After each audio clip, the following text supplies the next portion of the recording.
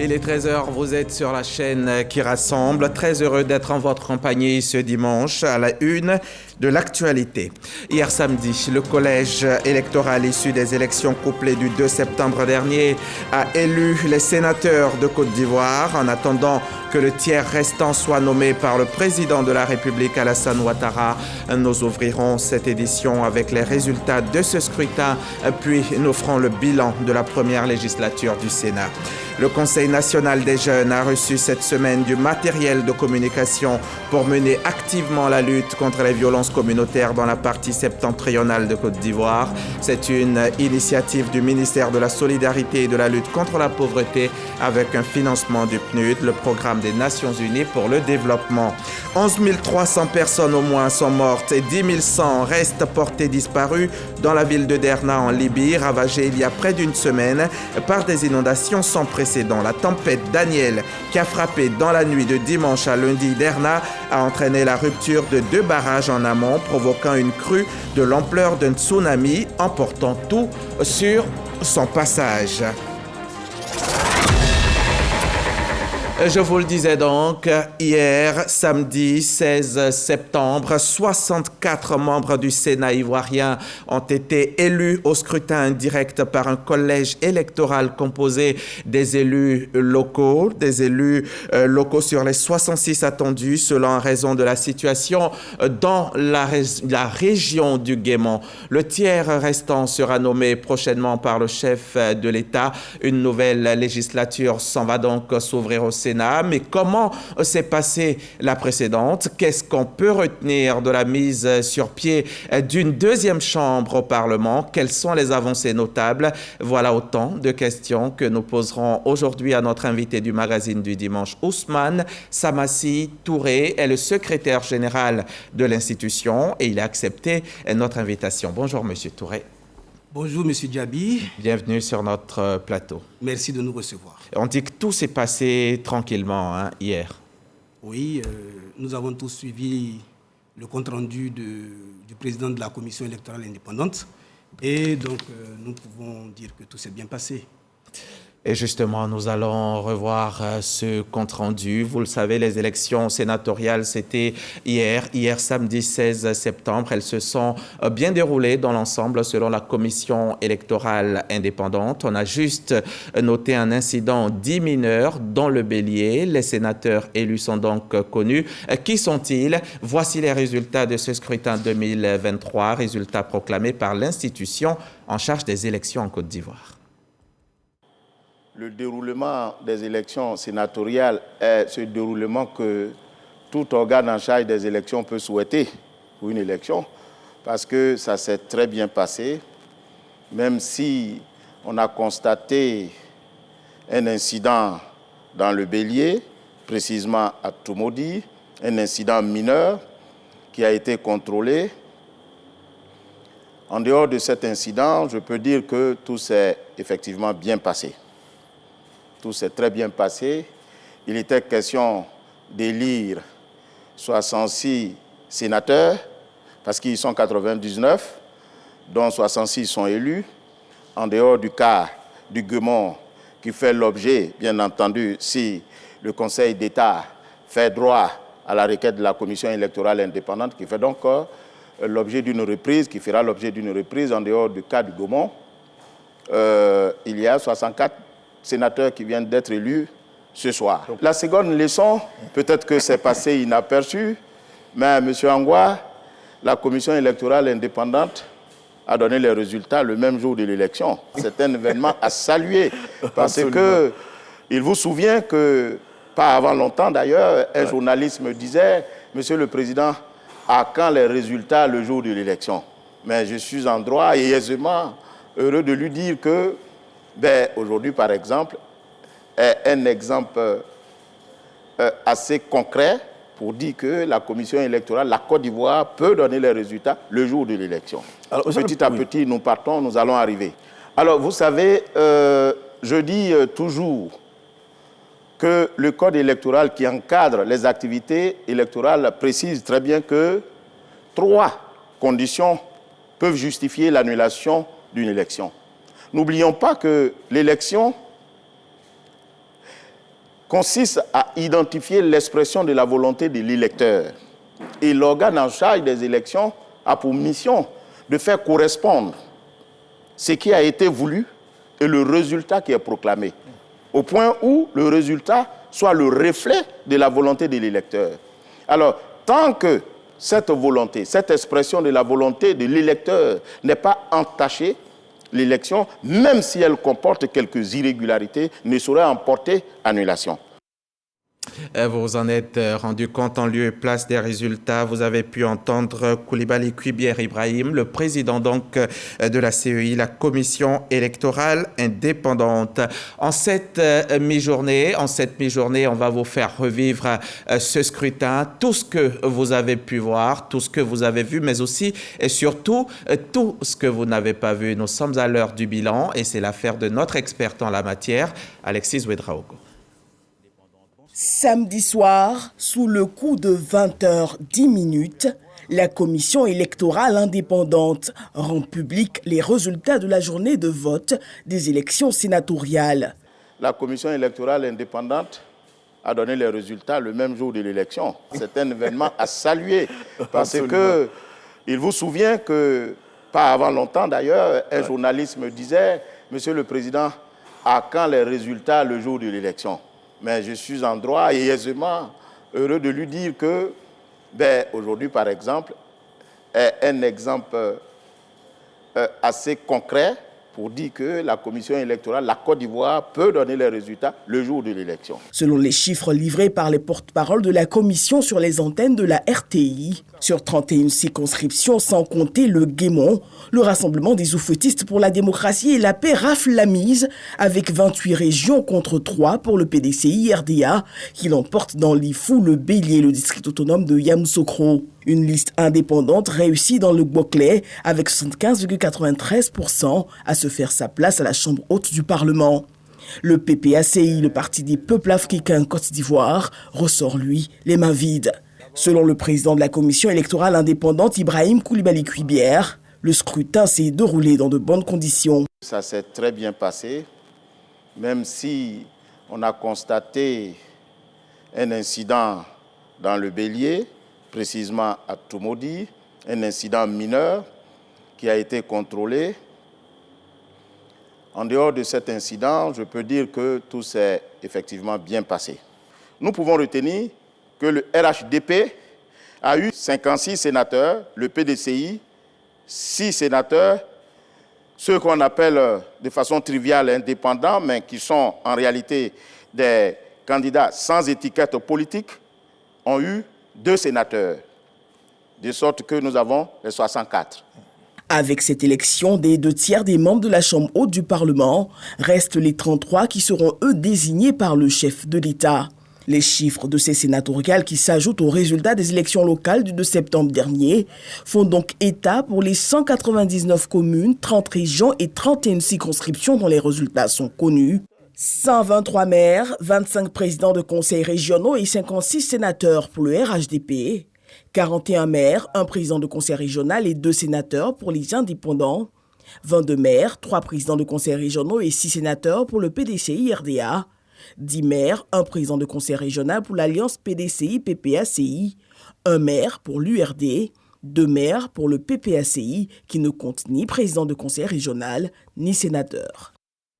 Et actualité oblige, le Dimanche Magazine vous sera exceptionnellement proposé maintenant, dans 1 minute à peu près, à une heure bien inhabituelle donc, un Dimanche Magazine consacré au Sénat. Le secrétaire général de l'institution, Samassi Ousmane Touré, nous a rejoint en plateau. Bonjour encore, monsieur le secrétaire général. Bienvenue sur notre plateau. On va tout de suite suivre ce reportage de notre dynamique Kader Sogodogo. 2018 ouvrait officiellement l'ère du bicaméralisme en Côte d'Ivoire avec un parlement à 2 chambres. La basse, l'Assemblée nationale, la haute, le Sénat. Le 24 mars 2018, la Côte d'Ivoire allait connaître la première élection sénatoriale de son histoire. Un suffrage indirect avec comme électeurs les conseillers régionaux et municipaux et les députés. Ils seront au total 66 sénateurs qui sortiront des urnes, soit 2 par région et 2 par district autonome, Yamoussoukro et Abidjan. Conformément à la Constitution, le 3 avril de la même année, le président de la République procédait à la nomination de 33 sénateurs, les 1/3 pour en arriver à 99 sénateurs.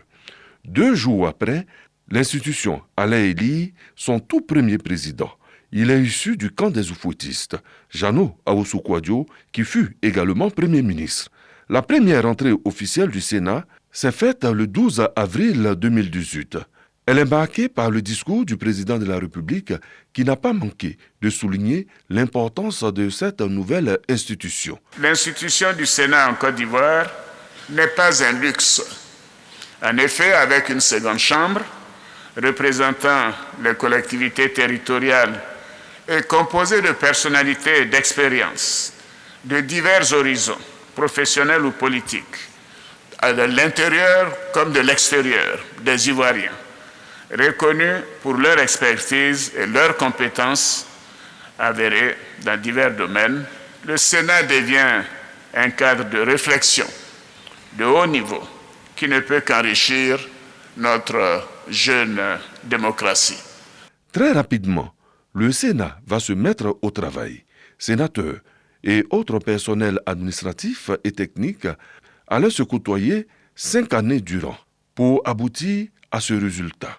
832 heures de travail parlementaire, 185 lois adoptées, 77 séances publiques.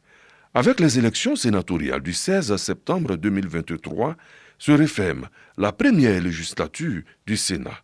La seconde arrive avec certainement l'envie de continuer d'écrire les plus belles pages de la démocratie ivoirienne.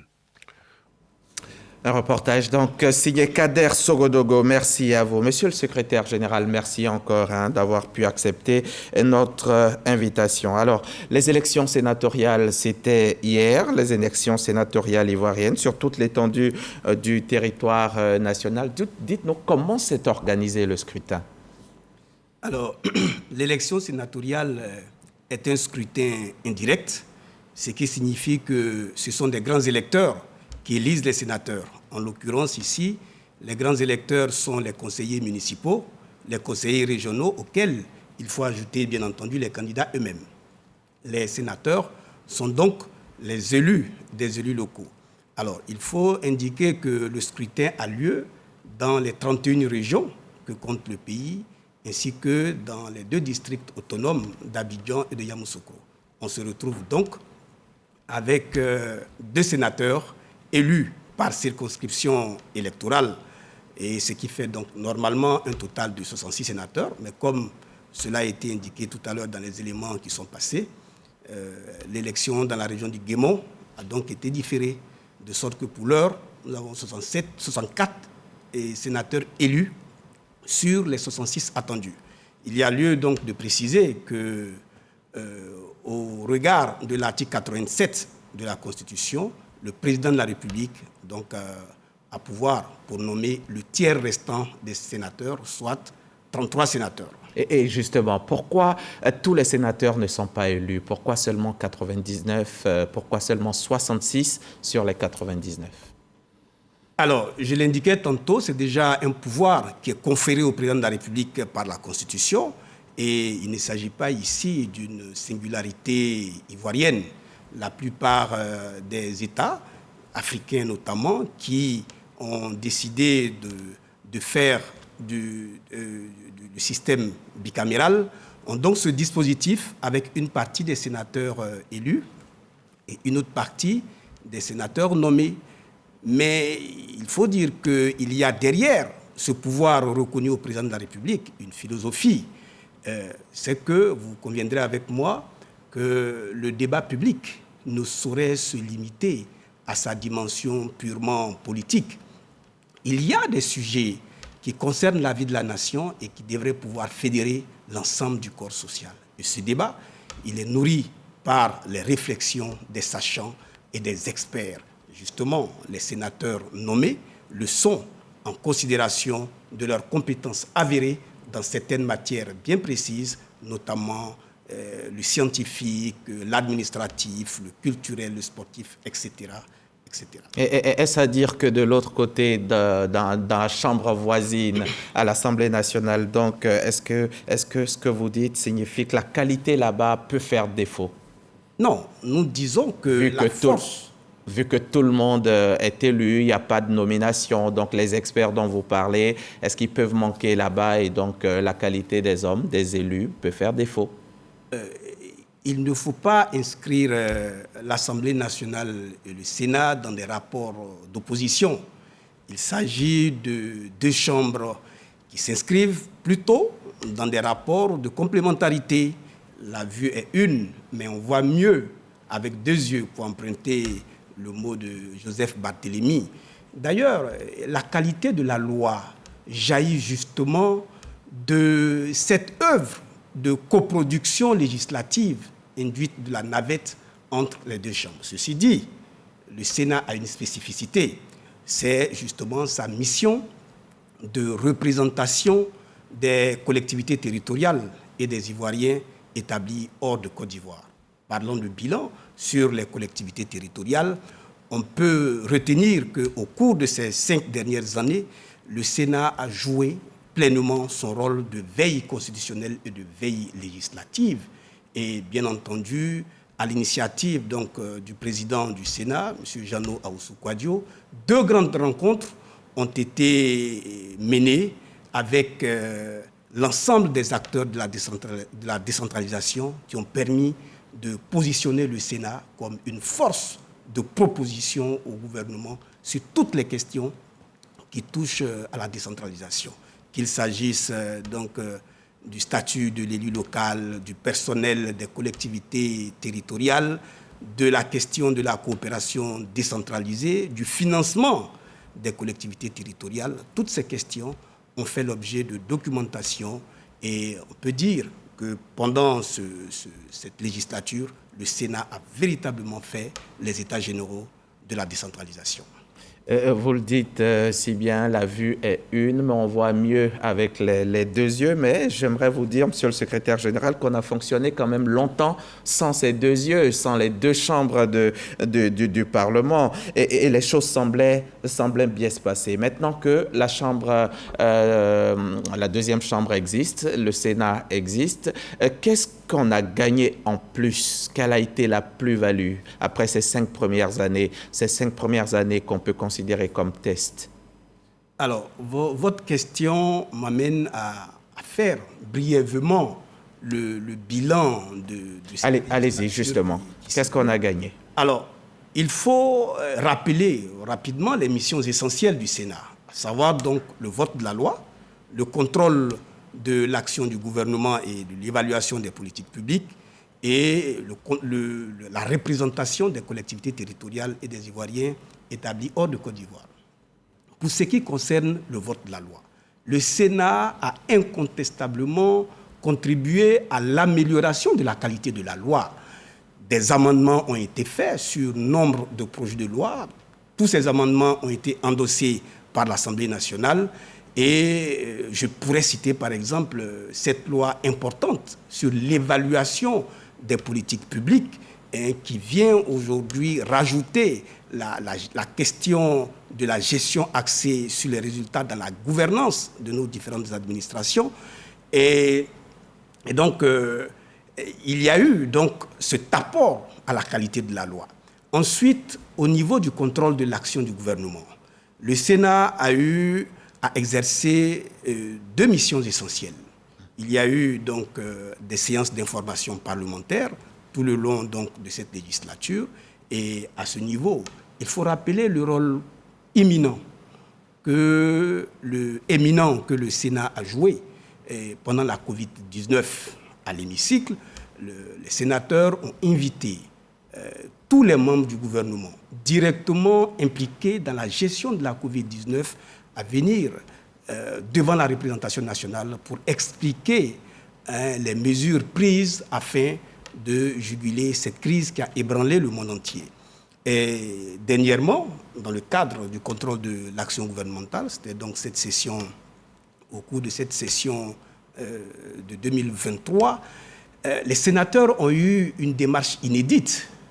Il s'est agi d'aller vérifier, regarder la mise en œuvre des grandes infrastructures et importants chantiers de l'État. Vous êtes d'accord avec moi que la Côte d'Ivoire est en chantier et un certain nombre d'infrastructures sont prévues au plan national de développement.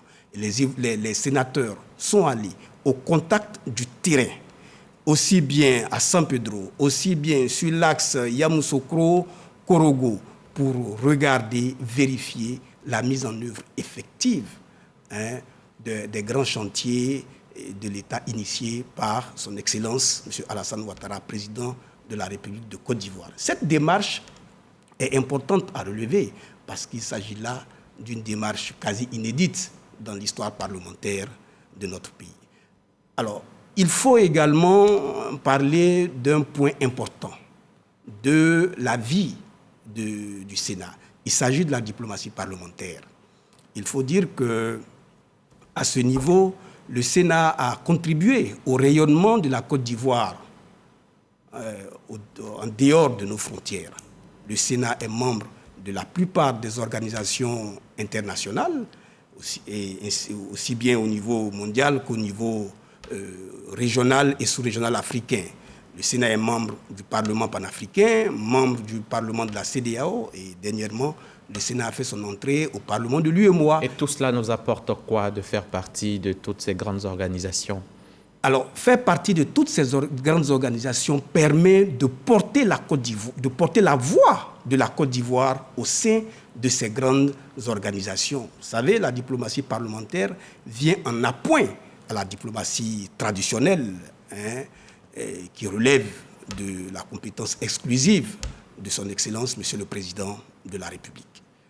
D'accord. Et voilà que la législature prend fin. Alors, au chapitre du bilan, oui, il importe de relever également au niveau de la diplomatie parlementaire cet hommage que la Côte d'Ivoire a eu au Sénat français en octobre 2022.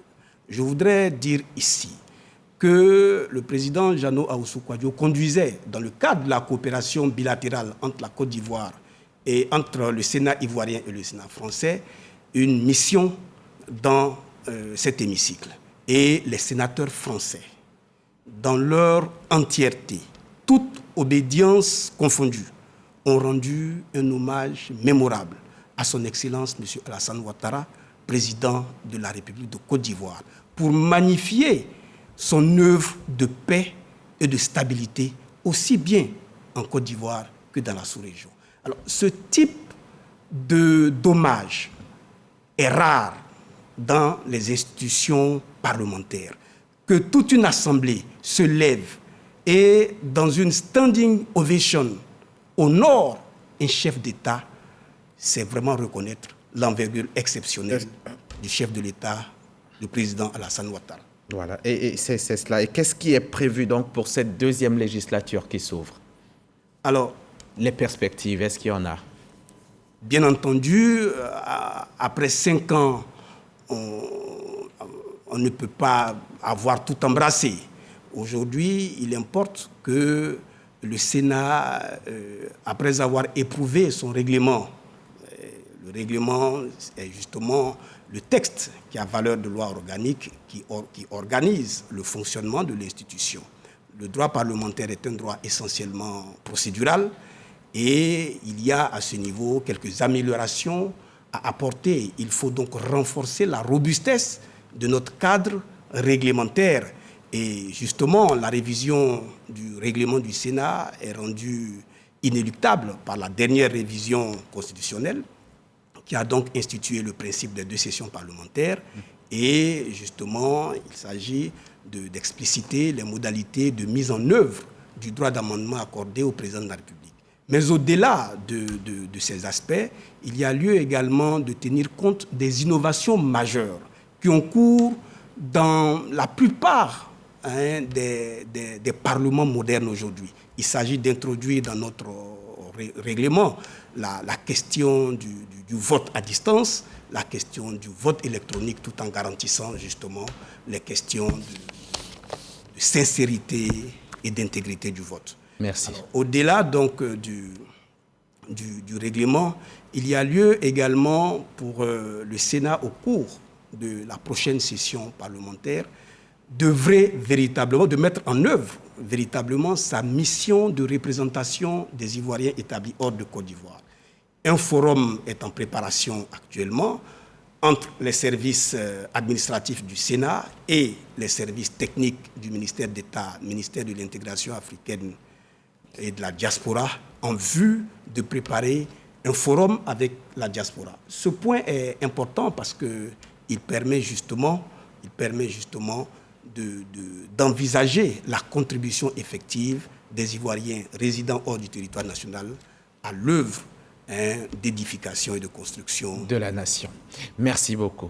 Merci Touré. beaucoup. Il y a lieu d'indiquer au titre du 30 secondes, M. Touré. OK. Il est important d'indiquer que tout ceci n'a pu se faire qu'avec le soutien et l'accompagnement effectif de son Excellence, M. Alassane Ouattara, président de la République de Côte d'Ivoire. Le président de la République a été aux côtés du Sénat tout le long de cette législature. Il a été à la rentrée solennelle en 2018, il a été à l'inauguration du siège du Sénat, il a été à l'ouverture de la session ordinaire de 2019. Et dernièrement, au cours de son message sur l'état de la nation, le président de la République a réglé la question du financement des groupes parlementaires au Sénat. On peut dire que le président de la République a eu raison. Il a eu raison de proposer aux Ivoiriens cette réforme institutionnelle qui a fait basculer le système parlementaire ivoirien du monocaméralisme vers le bicaméralisme. Le bicaméralisme. Merci beaucoup, Monsieur Touré. Ousmane Samassi Touré, secrétaire général du Sénat. Je rappelle que vous êtes venu nous dresser le bilan de la première législature au Sénat. Donc, merci encore de votre sollicitude et à très, très bientôt. Merci beaucoup. On passe à un tout autre sujet à présent. Comment vont les entreprises féminines en Côte d'Ivoire et qu'en est-il de leur développement? Un cabinet de conseil vient d'y consacrer une étude dont le rapport vient d'être présenté cette semaine. L'objectif affiché, c'est d'évaluer les réels besoins d'accompagnement de ces entreprises-là. Angela Diallo était à la présentation du rapport pour RTI. Évaluer les réels besoins des entreprises dirigées par des femmes en termes de formation et de conseil en vue d'un accompagnement. Cela afin d'améliorer leur productivité. L'objectif de la réalisation de l'étude sur le développement des entreprises dites féminines en Côte d'Ivoire. Nos entreprises féminines sont accompagnées aujourd'hui en Côte d'Ivoire. Il y a énormément d'acteurs qui sont là. Pour autant, elles n'arrivent pas à décoller franchement. Et l'idée pour nous, c'est de les inviter à basculer vers le conseil qui aujourd'hui, encore une fois, est un accompagnement de proximité et qui devrait avoir beaucoup plus d'impact sur la performance financière. Pour concrétiser ces actions, un programme de formation est destiné aux femmes. 50 parmi elles en ont bénéficié dans la ville de Bouaké. Aujourd'hui, j'ai pu rattraper environ 10% de mon capital. Ça veut dire que depuis que j'ai commencé, je perds. Je ne maîtrise rien. J'invite toutes les femmes qui veulent se lancer dans le business à se faire former d'abord, surtout la technique managériale, parce qu'on travaille avec des humains. Si on ne les motive pas, on ne peut rien faire. Une initiative en partenariat avec l'Observatoire national de l'équité et du genre. C'est un cabinet conseil qui a identifié un certain nombre d'anomalies dans la performance des entreprises dirigées par des femmes en Côte d'Ivoire. Et avec une étude qui prouve que si les entreprises dirigées par les femmes bénéficiaient de ce conseil qui est tout un programme, elles multiplieraient par X leurs affaires. Pour l'agence Côte d'Ivoire PME, la proportion d'entreprises détenues en majorité par des femmes avoisine 25% des entreprises formelles en 2022, contre 15% en 2015. Et comme pour justifier leur accompagnement, c'est une entreprise féminine qui s'est illustrée au Grand Prix Bénédicte et Janine Kakoudiagou 2023. La première responsable de cette entreprise-là, Khadija Silué, en est la grande lauréate. Elle est chef d'entreprise, promotrice de la marque de chaussures Seco, œuvrant sans relâche depuis quelques années à la professionnalisation de l'artisanat dans la fabrication de sandales. Grâce à ce projet innovant, Khadija Silué empoche la jolie somme de 25 millions de francs CFA. Moussa Konaté. C'est elle, la lauréate du Grand Prix Janine Kakou Diago 2023. Khadija Silué, chef d'entreprise, promotrice de la marque ivoirienne de sandales Seco. Elle remporte la cagnotte de 25 millions de francs CFA. Son projet de professionnalisation de la fabrication artisanale de chaussures séduit le jury. C'est un honneur. On vient de loin et se sent honoré aujourd'hui par la Fondation BJKD. La suite, c'est vite passer à l'action parce qu'on a beaucoup de choses à faire. Comme je l'ai dit, on a de sérieux problèmes de rupture de stock. Alors d'abord, c'est d'acheter du matériel, essayer de doubler notre capacité de production pour offrir plus de produits à nos clients. C'est le plus urgent en ce moment, surtout que notre période de vente arrive en décembre. Donc notre priorité, c'est vraiment de pouvoir satisfaire la demande. La gagnante était en compétition avec 9 autres candidats pour la finale de ce concours de jeunes entrepreneurs. 10 finalistes retenus pour cette 6e édition. Cette année, nous avons reçu 3 928 candidatures de jeunes issus de 9 pays de la CEDEAO et de 7 pays de la CEMAC, avec un taux de 86% de candidatures féminines. Des prix spéciaux sont également remis à certains compétiteurs. Avec son entreprise Télémédan spécialisée dans la téléconsultation, Abaka Mahamat du Tchad reçoit le prix de la digitalisation. La Camerounaise Ornella Nziougou de l'entreprise de fabrication de serviettes hygiéniques obtient le prix pour la préservation de l'environnement. On dit que la véritable récompense du travail n'est pas ce qu'il vous permet de gagner, mais ce qu'il vous permet de devenir. À Didria Sikro, dans le département de Sakassou, par exemple, les 250 meilleurs élèves viennent de recevoir des kits scolaires, 250 élèves dont l'avenir est prometteur et qu'il faut accompagner. C'est ce qu'a compris la Fondation Innocent Kouakou, qui soulage ainsi les parents d'élèves en cette période de rentrée scolaire. Une cérémonie qui s'est faite en présence de Corona Soro de la station régionale RTI Boaké. Pour une éducation de qualité dans la sous-préfecture de Dibri à Sirikro, département de Sakassou, la Fondation Innocent Kouakou initie depuis 2021 une distribution de kits scolaires aux meilleurs écoliers et élèves en début de rentrée scolaire. Une initiative qui a boosté le taux de réussite au concours d'entrée en 6e. On était à 20%, 40%, on est à 65%. Aujourd'hui, ça permet aux enfants d'étudier. 3 messages forts sont lancés aux parents d'élèves de la localité, notamment la scolarisation de la petite fille, les grossesses en cours de scolarité et le travail des enfants au détriment de l'école. Les petites filles soient suivies au quotidien et encadrées aussi rigoureusement qu'on encadre les garçons pour leur donner la possibilité demain aussi d'occuper les places qui leur sont réservées dans la société. Les lauréats s'engagent à plus de rigueur au travail afin de toujours mériter l'accompagnement des parents. Exhorter mes camarades à plus de rigueur et de sérieux dans leurs études pour rendre fiers et heureux nos parents qui ne ménagent aucun effort pour subvenir à nos besoins. Patron de cette journée du mérite, l'inspecteur général d'État Awa Ndoli Théophile. Son représentant salue cette journée qui est un soulagement des parents d'élèves en ce début d'année scolaire. En début d'année, ce n'est pas facile. Les parents ont assez de difficultés pour payer les frais de scolarité, puis les cahiers, les fournitures.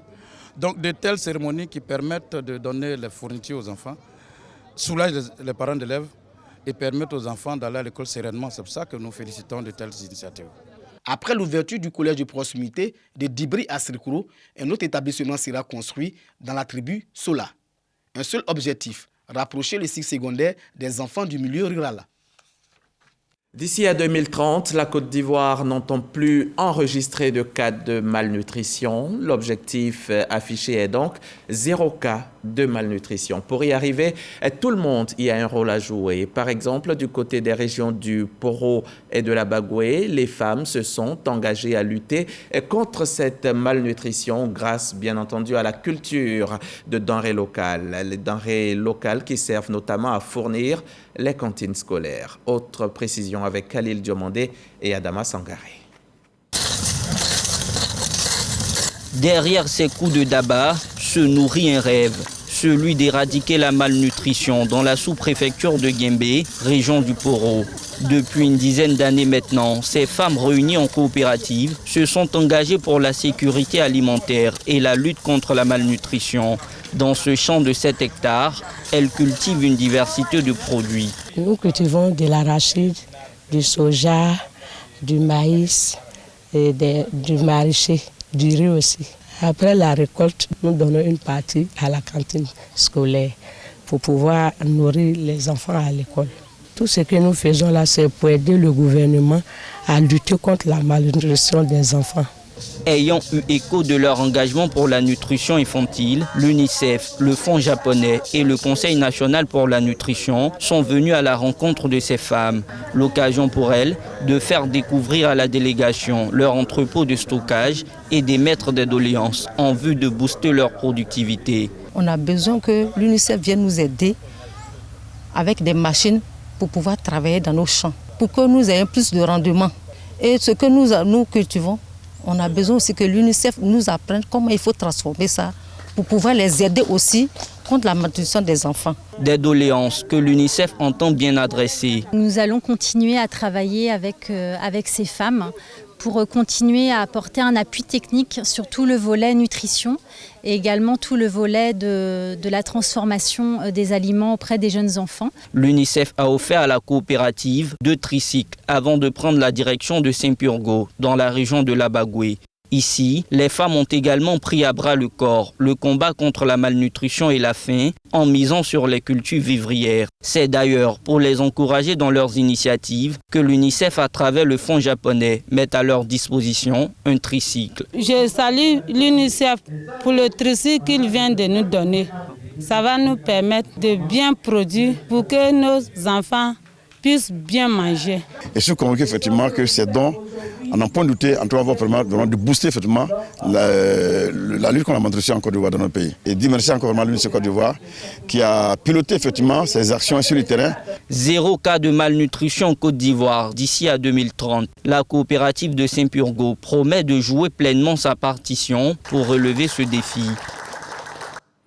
On va maintenant mettre le cap sur Bouaké dans le Béquet où l'association Saint-Camille de Lélie organisait une conférence publique, conférence qui avait pour thème « Comment accompagner un malade mental ». Cela dans le cadre de la mise en œuvre du projet innovant des sociétés civiles et coalitions d'acteurs qui vise à promouvoir l'insertion des personnes en situation de handicap psychique dans les métiers des arts et de la culture. Un reportage, Boubacar Silla dans un commentaire de Charles Tatou, RTI Bouaké. L'intégration professionnelle des personnes handicapées psychiques dans les métiers des arts, de la culture et autres petits métiers. Tel est l'objectif que vise l'association Saint-Camille de Lélis, basée à Bouaké, soutenue par l'ambassade de France en Côte d'Ivoire. Pour relever ce défi, cette institution non gouvernementale pratique des rencontres de sensibilisation à l'endroit des parents et leur progéniture atteints de handicap. La maladie mentale n'est pas une fin en soi et que tout comme le diabète, le VIH, on prend des médicaments à vie et on est stable et on peut vaquer à d'autres occupations. Quand on vit l'expérience de la pathologie mentale, on perd énormément confiance en nous. Et ça, c'est le cas des femmes. En fait, elles avaient des métiers avant et à cause de la pathologie mentale, elles ont vraiment perdu cette confiance en elles. Elles ne pensent pas qu'elles seront à nouveau capables d'exercer un métier. Et donc, le but vraiment de ce projet, c'est à la fois de les former et de pouvoir leur dire qu'elles sont tout à fait capables. Cette journée de sensibilisation est marquée par des témoignages d'anciens malades mentaux. Avant, j'étais élève et en 1997, j'étais en première et j'ai eu la maladie mentale, la dépression. Et je suis allé dans beaucoup d'hôpitaux, dans les camps de prière pendant pratiquement 3 ans. Et c'est en 1999 que je suis arrivé à Saint-Camille. Et après 6 mois de traitement, j'ai recouvré la santé. Dans la mise en œuvre du PISCA, plusieurs personnes handicapées ont suivi des formations en cuisine collective, en savonnerie, en alphabétisation et au théâtre.